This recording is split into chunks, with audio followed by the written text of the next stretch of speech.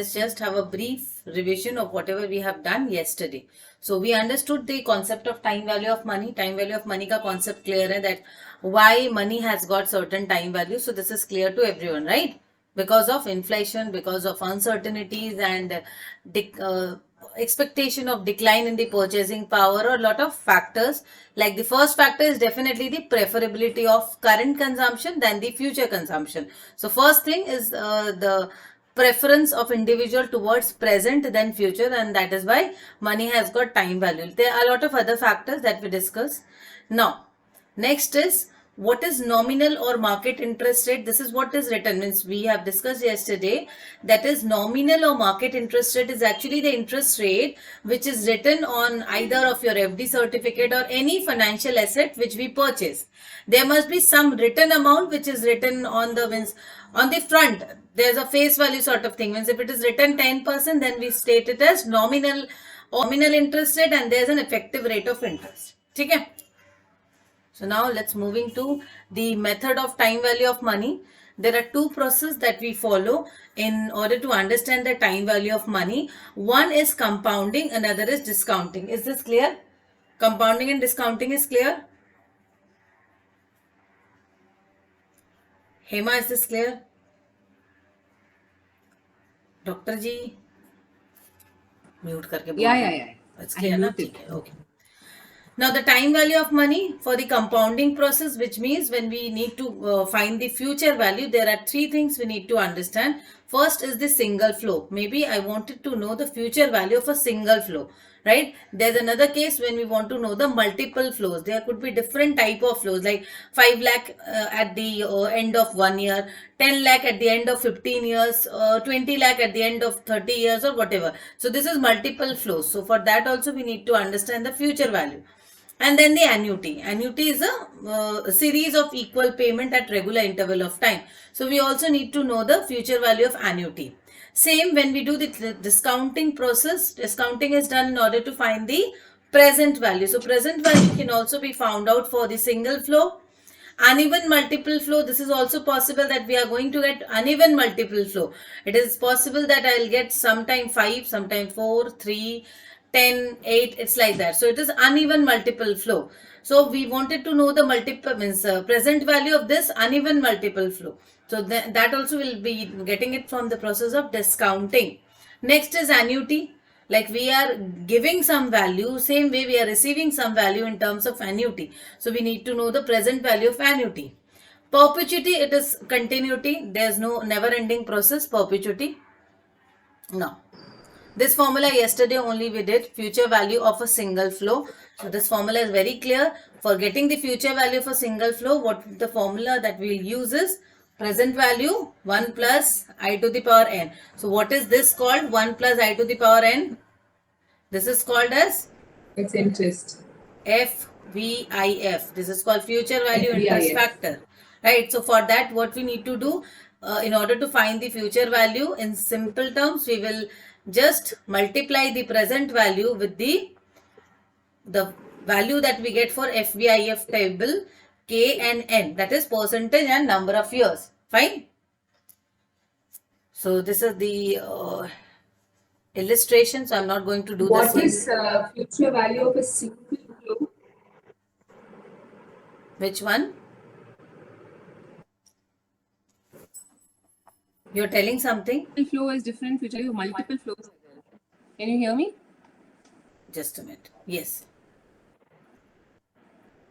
Future value of a single flow is what does it mean as a single flow? Single flow means it's only one. Like, just a minute, I'm showing it. Suppose if I am investing rupees 5,000 today, okay. So I wanted to know the future value of 5,000 maybe after 5 years at the rate of 10%. This I'll be getting the future value. This is the present value and the future value of this flow. This is single flow now. So I'm only investing 5,000 rupees and I will gain something in future. So future value of single cash flow. Okay, it could be multiple also. Like for the first year, I invested 2 lakh rupees. You have multiple flows. Oh. Yes, it will be multiple flow. Oh, okay. So multiple flow formula will be definitely different than that of single flow. Single flow is very easy. So it's clearly understood. This formula is understood. Okay. So this is the just at sums is there. Period of deposit, like the fixed deposit scheme of PNB offers the following interest rate. It is given one sum. Period of deposit is 46 days to 179 days. Rate per annum is 5%.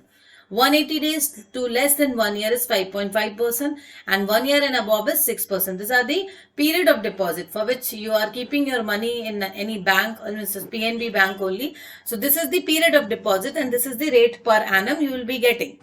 An amount of rupees 15,000 invested today for 3 years will be compounded too. Now principal amount is given, time frame is given. Now the interest rate you need to calculate. So it's simply 1 year and above is 6% interest rate. Okay. So it's simply present value multiplied by FBIF, 6%. Invested today for 3 years. 3 years, yes. An amount of rupees 15,000 invested today. So 15,000 today is the present value. Okay. Time frame is given as 3 years. Will be compounded too. So the interest rate we need to get it from here. N is 3 years. 6 years. So FBIF 6%, 3 years. 3 So years, first okay. what we will do, we will just go to the FBIF table where we will find the value for 6%. What is the interest rate you will take? 6%? 6%, they have put 6%. Sorry? Now, how do you know the interest is for 6%? It is mentioned there. Just a minute. There's some connectivity problem. Fixed deposits. It's given na. Hey, to. For the period of deposit of more than 1 year, 1 year and above, it is 6%. Got it? Oh, okay. Because they said 3 years, you have to take 1 year and above. Okay. Yes. Okay, fine. Okay. So this is clear. This sums is clear to you all. First sums is clear. It was just a revision. Actually, this is very new to you all. So definitely it will take time to understand. Now, next is doubling period.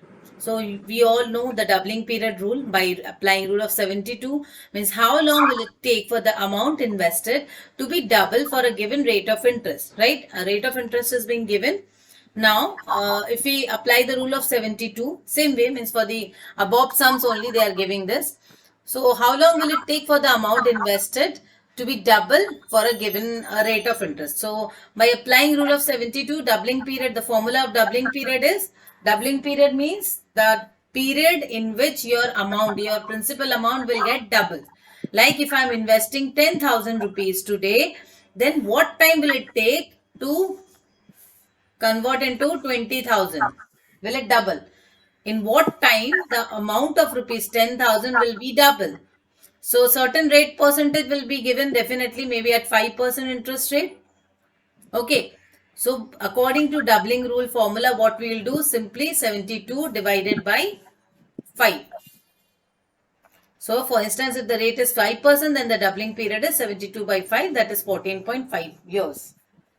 Clear? This you can easily find. You don't need to know what is the amount, what is the principal, nothing. Just we will be putting the formula 72 by the rate of interest.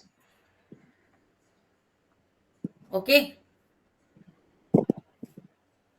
Rule of 69. For a better and accurate way of calculating the doubling period, the rule that is 0.35 plus 69 divided by interest rate. So here a more accurate formula, precise formula has been given where we can calculate 0.35 plus 69 divided by 5. So this is equals to 14.15. It is 14.4 years and it is 14.15.